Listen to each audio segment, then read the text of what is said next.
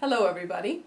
Today I will be discussing the physical elements in the Musette in D minor by Johann Sebastian Bach from his Anna Magdalena Bach notebook.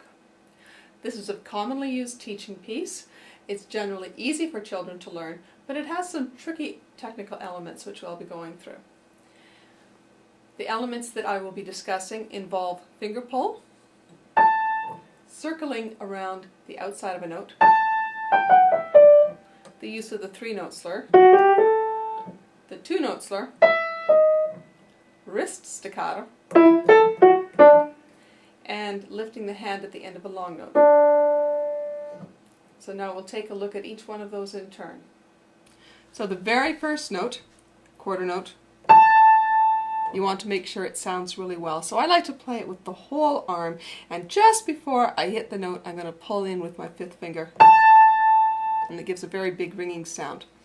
If a student is weak in this joint, they're going to be hampered. A lot of children will try and play it this way. Very awkward. So you want to try and get this joint standing up nice and tall. And then that note is quite predictable. So once you've played that note, then you have these 16th notes. And we want to use a rotary motion over top of that. So if we're going to go this way on the piano, the hand has to give it a little rotation this way. It's just like throwing a baseball. If you're going to throw a ball that way, you're going to pull your arm back this way. So we want to go this way, we're going to play the note, and you come around to the outside, and those 4 notes roll off very easily. So once again, the 5th finger has to be lined up. We play the note, a bit of finger pull, rotate around the outside.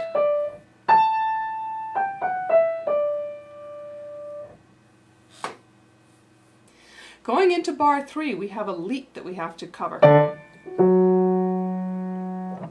Now that's a little bit awkward.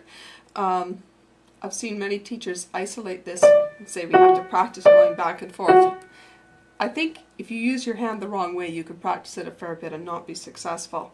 I think the important thing here is that we have to use the rotary action of the arm. So it's going to rotate this way and then come back this way before a 3-note slur. This way and this way. The wrong way is to just move like this, like a typewriter. That's very slow and very awkward. And then to rotate,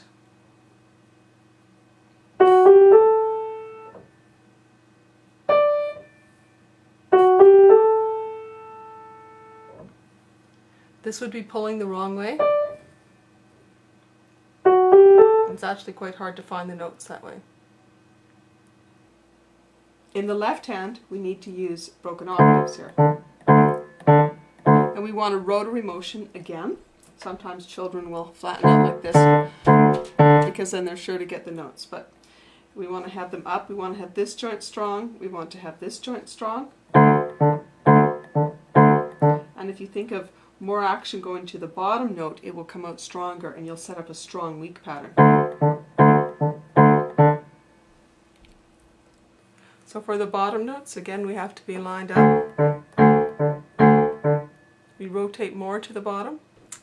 This joint here needs to stand up, not be down there or down like that. Lots of children will try and play like this. Very uncomfortable.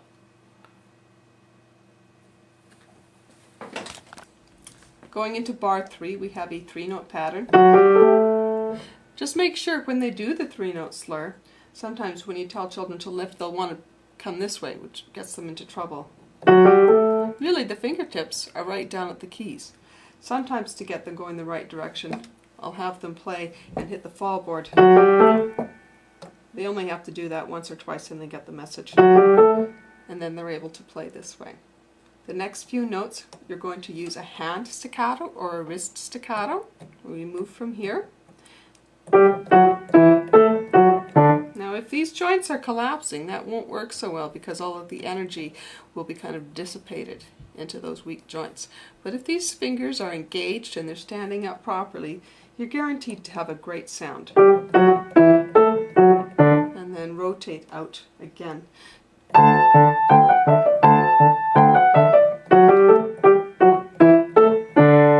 On the long note here, lift your wrist, don't compress. Bar 9, 3-note slurs again. Hand staccato again. Probably the next change is bar 13, where we have 2-note slurs. So strong, weak, strong, weak, strong, weak again. So there's 3 of them there. Bar 17, you have to make sure that that 4th finger gets properly aligned behind the E. If they come in flat like this, they're going to have trouble with it. So nice strong 4th finger, no collapsed joints here. And again, the arm is going to follow along behind.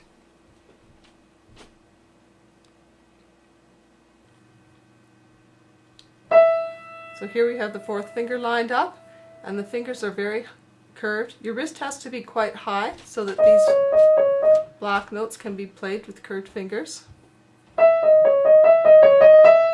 And then it's quite strong. If the hand comes in low, if it's at an angle, that's when you get unevenness and a forced sound. And that's much more natural. I might not point out every one of those to a student. That might be a bit intense. I would definitely pull out the 3-note slurs and the 2-note slurs, and probably moving around the outside. And then if they had trouble with anything else, I would work with them on that. Most pieces, 2 or 3 technical ideas are as much as what a young child can handle, but they can handle 2 or 3, and if you do different ones with each piece, things like this, they'll tend to do quite naturally even if you don't talk to them about it, and then their heads don't get full of too many ideas.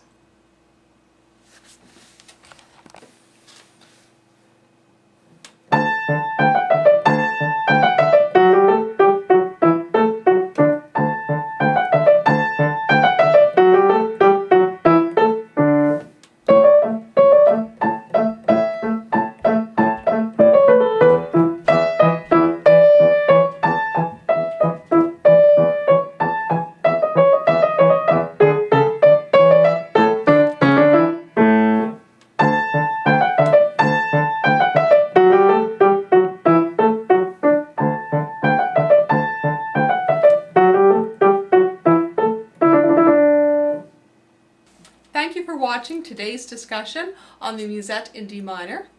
If you would like more information, please go to my website www.healthypiano.com.